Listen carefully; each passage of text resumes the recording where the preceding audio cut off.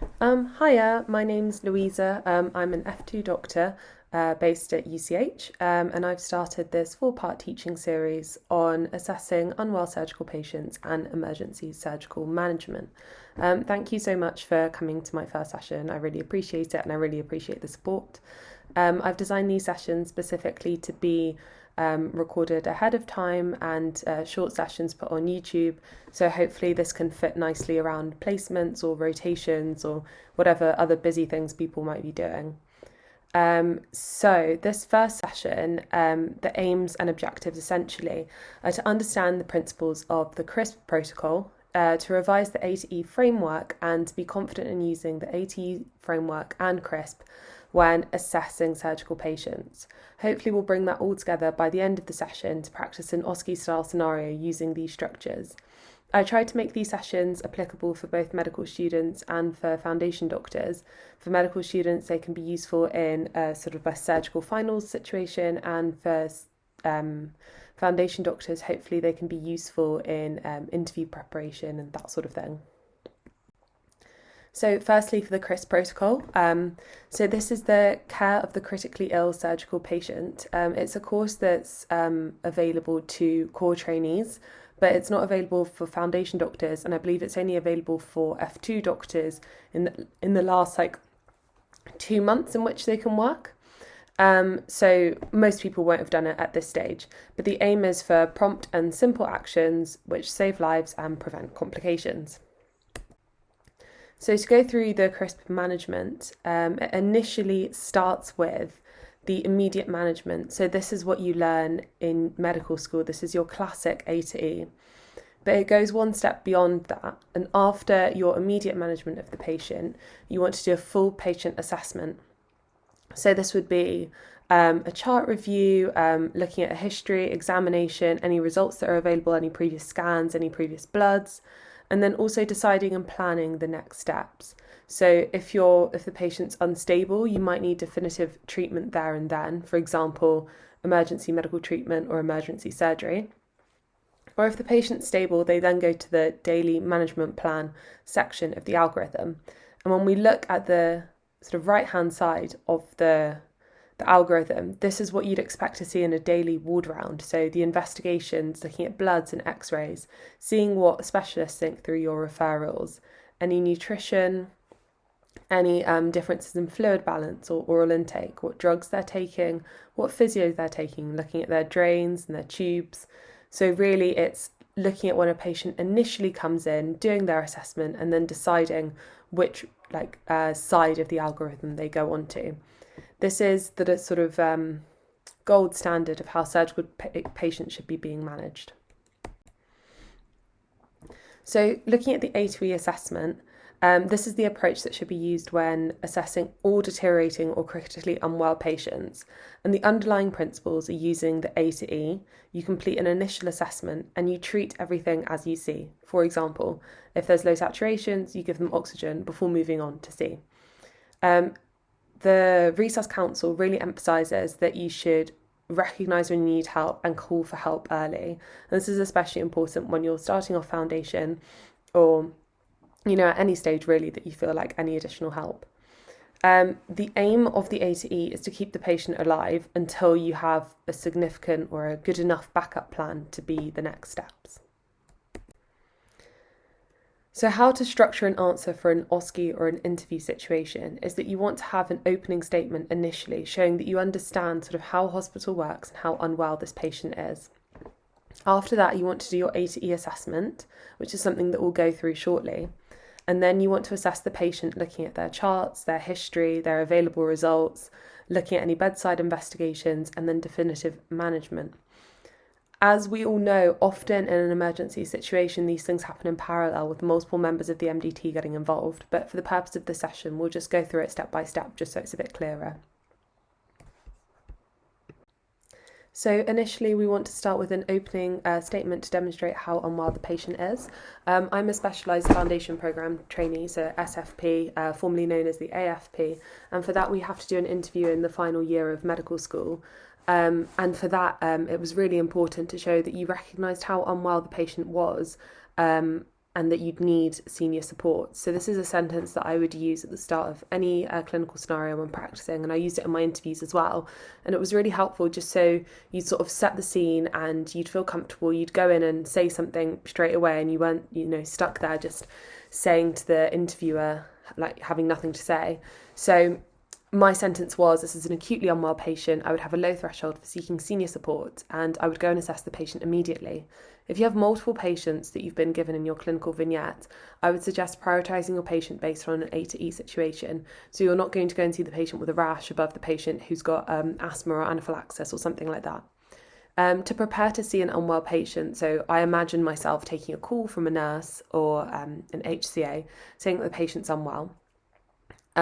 You say that you're going to go and see the patient, but on your way, say to a distant ward, you ask the nurse to prepare the drug chart, the fluid chart, any operative notes, and ask for another fresh set of observations. It's really useful to add little buzzwords as you go along. So say that you'd use closed loop communication. And what we mean by this is the nurse says, the respiratory rate is 18. And you go, yes, the respiratory rate is 18, just to show that you've understood and that there's been clear communication.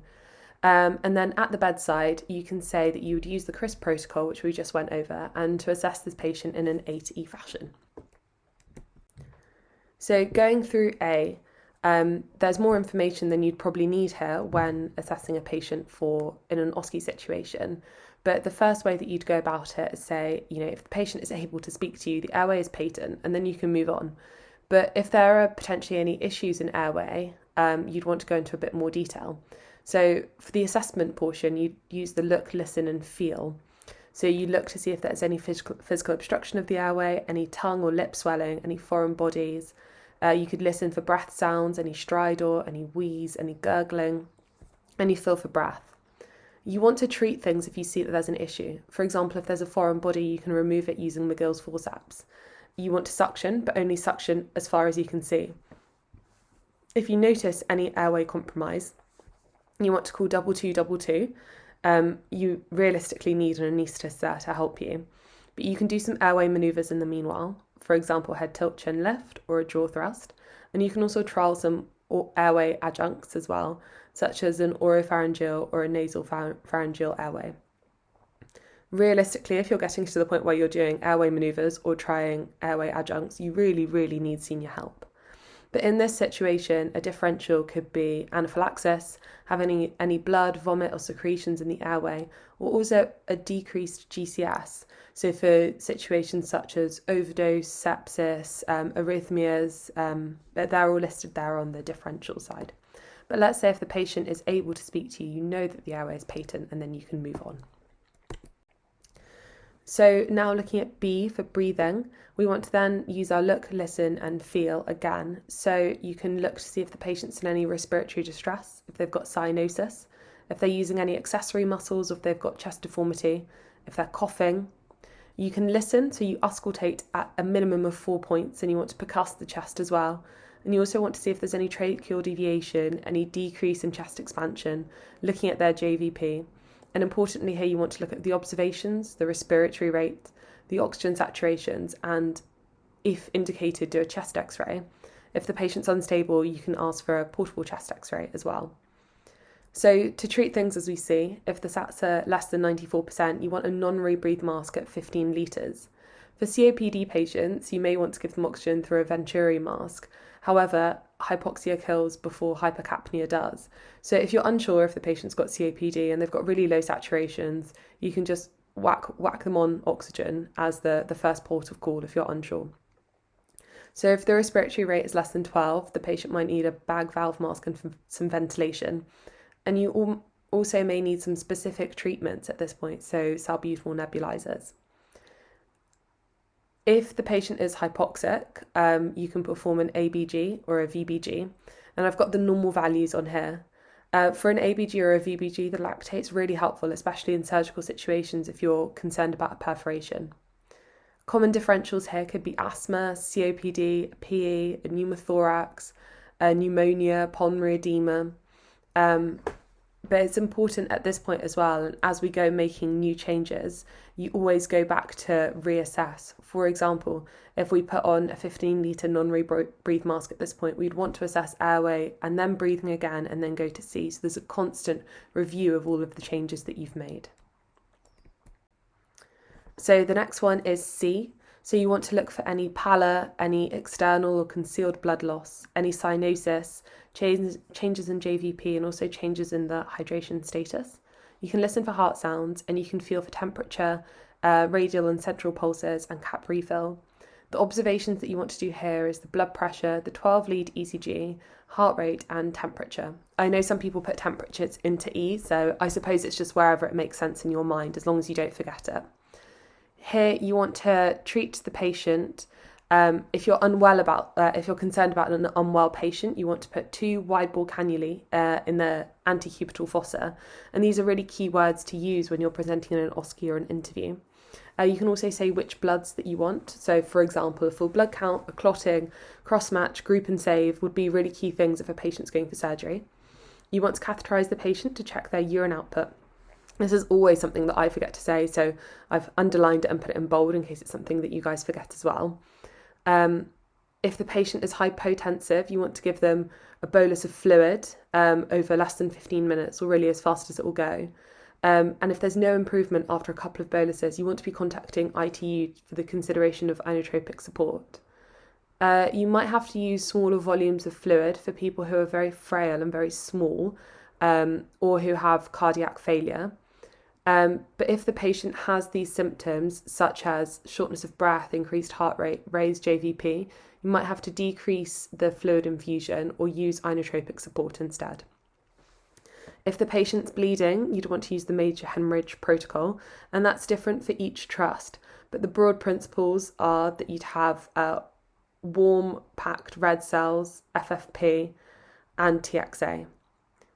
If there is bleeding that you suspect, you want to see where this bleeding's come from. It could be coming from the thorax. At this point, it'd be helpful to do a fast scan. So this would be a point of care scan using a bedside ultrasound.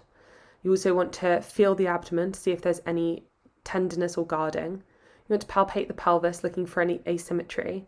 If you're concerned about any bleeding around the pelvis, you can apply a pelvic binder. And you also want to palpate any long bones and apply a traction splint if you're concerned about bleeding from this point. If you're concerned about hemorrhage, you want to do a CT trauma series for these patients. Again, I've got the differential list of what could be causing hypotension, and it's a range of things, but you're concerned about bleeds, tamponades, sepsis. I've added onto the bottom as well that if there's tachy or bradycardia, you want to follow the algorithm by the Resus Council for both of these, and I can put a link onto the comments below. So for D, disability, you want to assess the GCS, the pupils, seeing if they're equal and reactive to light. You also want to assess the glucose score and look for any focal neurology. You might want to do a CT head. There are nice guideline indications for what would qualify you for a CT head. But I've just put here, if their GCS is less than 13, or if it's less than 15 2 hours after arrival, that is an indication for a CT head. If your patient's been in hospital for a while, you also want to look to see if there's anything in their drug chart that could be causing a reduction in GCS. You also at this point want to take the glucose. So a lot of people say D also stands for don't ever forget glucose. So you want to see if maybe they've got a history of type 2 diabetes, type 1 diabetes, or if there could be something that's influencing their glucose. Also for a low GCS with a fever, always consider a CNS infection, especially if there's been any kind of intracranial trauma or any surgery involving the head and neck. And for E, we want exposure, so to examine the entire body looking for sites of trauma. Often when you're in an exam situation or an OSCE scenario, we sort of forget that we're talking about real life situations and real patients. So saying things like ensuring dignity and maintaining normothermia, so making sure that you're not exposing them in front of everyone or leaving them cold. It's really important to say these things as well. So we also want to palpate the abdomen, examine any surgical sites for infection, assess for calf tenderness, PR bleeding or rashes, and to also look for any signs of infection or anaphylaxis or any deformities which might be pre-existing or due to trauma. After this, we want to go to our next part of our CRISP protocol and perform a full patient assessment. So if the patient remains stable, we want to perform a focused history, review the fluid chart, the drug chart, and operative notes, review their news chart. That's really important to see what they've been trending. Like, have they just gone from a news of 0 to a news of 10, or are they sort of grumbling along at a 4, 5, 6, and they've actually been getting progressively worse throughout the day? And you want to review any available imaging and blood results. So next, with investigations, when listing which investigations you want to do, the structure is really important. So you want to categorise investigations from the most simple bedside test to the more complex tests. So, for example, you start with your bedside test, that's your blood pressure, ECG, and then your haematological tests. So a lot of what you want, you would have already said in the C portion of your A to E, but for example, you could say lactate. And then any radiological tests if appropriate. So for example, you might consider a CT abdo-pelvis or an abdominal x-ray, depending on what you think your patient is presenting with. So next, with management, we want to consider what we think is actually going on with the patient. We want to optimise the patient. So if this patient needs to go to theatre, what do we practically need to do as a foundation doctor to ensure that this patient is able to go to theatre? So it might be considering if they're nil by mouth when they last ate. Have they had a group and save? Are you able to consent them? Could you book them into theatre or into CPOD, or contact the theatre coordinator to ensure that they have a slot in theatre? I think this is the section that I found the biggest jump going from a medical student to a foundation doctor working in general surgery, is that practically what do you need to do? You've assessed that the patient is unwell and they need to go to theatre, but then as the junior on the team, what are the next steps that you need to work on? And also to escalate.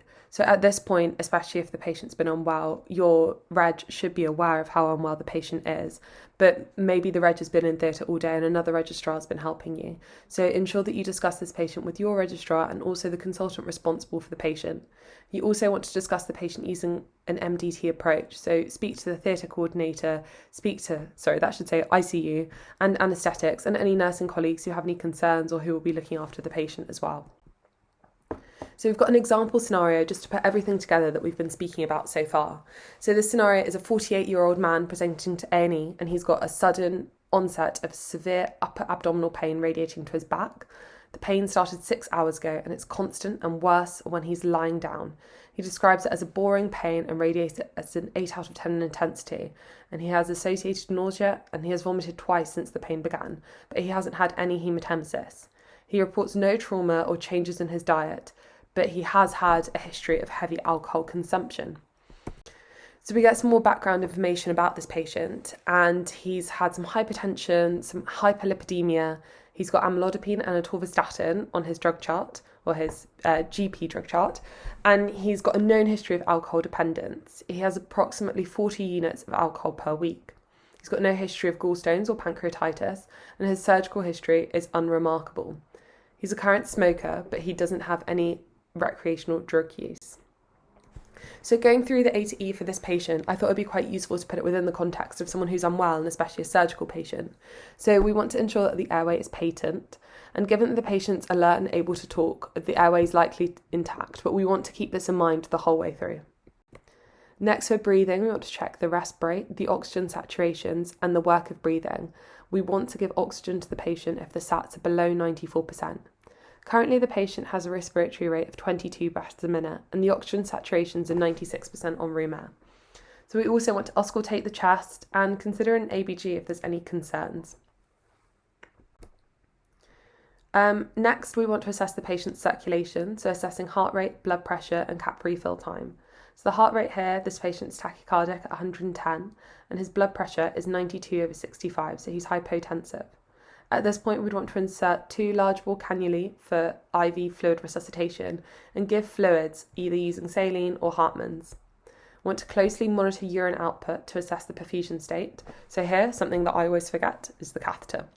We also want to perform blood tests, so doing FBC, USNEs, LFTs, amylase for diagnosis purposes, and we also want to do a VBG for lactate levels. We also want to look at calcium levels and glucose levels and consider cross-matching as well if there's a hemorrhagic component.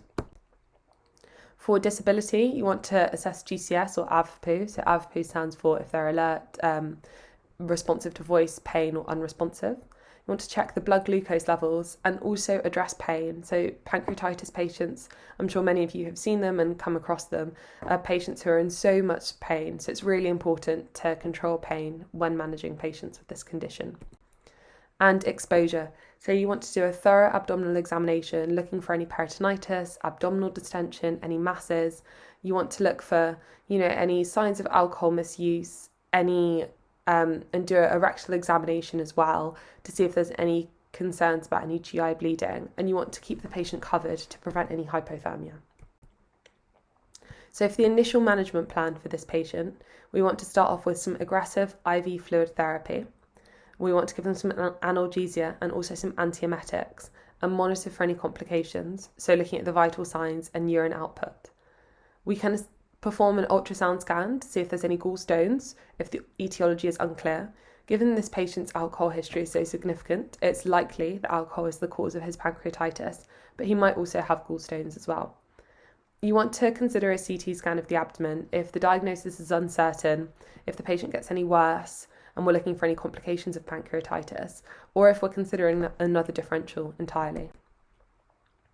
And then for the definitive management plan, we want to consult with gastro and HPB surgery. It's really essential to have a specialist team for patients with severe or complicated pancreatitis. And we also want to treat the underlying cause. So, for example, in this patient, if it's alcohol related, we want to have an alcohol withdrawal regimen to support for alcohol cessation. If it's gallstone related, we want to consider a cholecystectomy once the acute pancreatitis has settled. And we want to escalate care if appropriate. So considering ICU if the patient has persistent shock and needs inotropic support, or if the patient has ARDS, which is a known complication of pancreatitis and needs ventilation. It's really important to get everyone on board. Thank you so much for listening to my first series in the Surgical Emergency series. Here is a feedback link. I'd be super grateful if any of you could just scan this QR code. The feedback literally takes a few minutes, and I'd be really grateful for any constructive criticism or any feedback. I'll also provide a link in the caption in case the QR code doesn't work for you. But thank you so much for listening, and thank you so much for your time.